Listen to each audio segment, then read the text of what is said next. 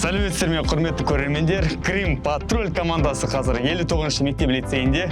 Бұл мектепте қала бойынша эко-асар акциясына өте белсенді қатысып жатқан мектептердің бірі. Қазір біз ішіне кіріп, қалай ұйымдастырылған, қандай жобалар бар, не істеп жатыр, барлығын көретін боламыз. Құрметті көрермендер, мінекей, біз мектептің ішіндеміз. Мектепте барлық карантинге байланысты ережелер сақталған. Және мына жақта қарасаңыздар, қоқыс сұрыптауға арналған сары және жасыл контейнер бар. Осындай контейнер мектептің бірнеше бөлімдерінде орналастырылған. Бұл әрине оқушыларды, кішкентай біздің сәбилерді кішкентай кезінен бастап сұрыптауға, қоқыс тастамауға тәрбиелеу. Өздеріңіз білесіздер, 11 қыркүйектен бастап Нұр-Сұлтан қаласында қайталама шикізатты қайта өңдеу мақсатында эко-асар экологиялық марафоны басталған болатын. Осы марафонға осы 59-шы мектеп лицейінің ата-аналары, оқушылары бірге белсенділік танытып қатысуда. 59-шы мектеп лицейдің 6-шы Г сыныбында оқитын қызым Черемисина Нұрайдың ата-анасымын. НКР Серікқызы Аружан Серікқызы Аңсардың анасымын. Мен Жұмағазы Алима әкесі болам. 1-ші Г сынып оқушысы Марат Меруерт қызымның әкесімін. Әрбір бала ата-анасының айнасы дейді. Егер де біздер өзіміз дұрыстап жасап жүрсек, баламыздарға көрсетіп жүрсек, балаларымыз бізді соны қайталайтын болады. Сондықтан әрбір адам өзінен бастау керек деп ойлаймын. Қазіргі таңда біз қала бойынша өте жоғарғы деңгейде макулатура жинау бойынша үлкен жоғарғы деңгейде көрсеткіш көрсетіп отырмыз.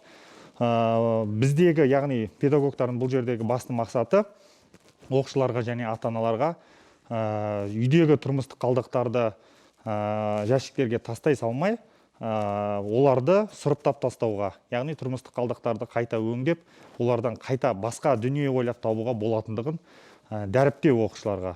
Менің қызым енді ғана мектеп табалдырығын аттап отыр. 1-ші сыныпқа келіп отыр биыл. Соныған қарамастан қазірдің өзінен уже жаңа тазалыққа, экологияны таза ұстауға, табиғатты қорғауға қазірден бастап мектептің беріп отырған тәрбиесі өте үлкен. Біз өзіміз сұрыптаймыз. Жаңа айтып өткендей, жаңағы үйден басталады бәрі, тәрбиенің бәрі. Өңделетін заттар, өңделмейтін заттар қайда салу керек балаға. Соның бәрін үйде үйретіп отырамыз. Және де бұл макулатурадан жинау мақсатында оқушыларға біз бірқатар жұмыс іс-шаралар жүргізілді. Соның бірі сынып сағаттары, эко-сынып сағаттары. Ол эко-сынып сағаттарында оқушыларға жаңағы тұрмыстық қалдықтарды арнайы мектеп ауласында және де өзіміздің үйіміздегі аулалардағы арнайы түске боялған жәшіктерге тастау керектігі туралы бірқатар жұмыстар және де сынып сағаттары ұйымдастырылды. Біз жаңа әртүрлі сыныптарға кіріп шықтық.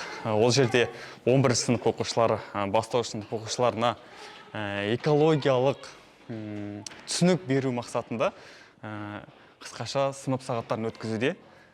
Біз табиғатты қорғау үшін балалар не істеуіміз қажет? Не істеу қажет? Кез келген жерге дұрыс айтасың. Кез келген жерге қоқыс тастауға болмайды екен. Жақсы, жарайсыңдар. Сары контейнерге қайта өңделетін заттар салынады екен. Қайта өңделетін қандай заттар? Қайта өңделетін заттар сары контейнерге салынған, ол пластик. Сәлеметсіздер ме?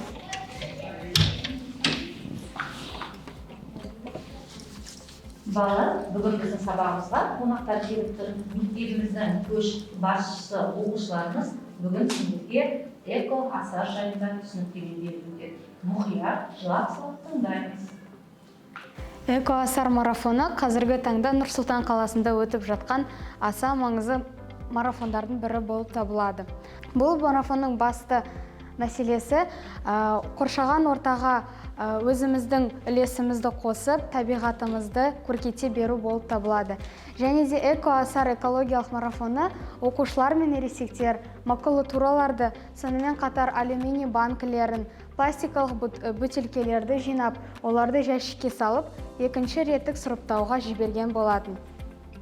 Таза экологияны қолдау мақсатында және баланы осындай игі істерге тәрбиелеу мақсатында мектеп тарапынан осындай ұсынысты қабыл алып, мен де кеше осы 2-3 күн бұрын 4-5 коробка әкеліп тастадым.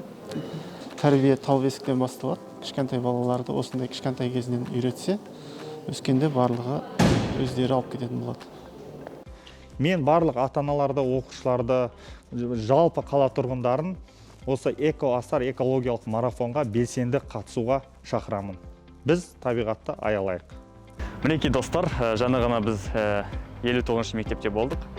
Бұл жерде оқушылармен бірге ата-аналар қоқысты сұрыптай отырып, сұрыпталған қоқыстың ақшасына керек отбасыларға жаңа ноутбук табысталатын болады. Себебі қазір карантин уақытында болғандықтан біз арақашықта оқып жатырмыз.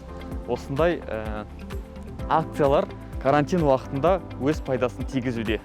Сіздермен болған Крем Патруль, сау саламатты болыңыздар.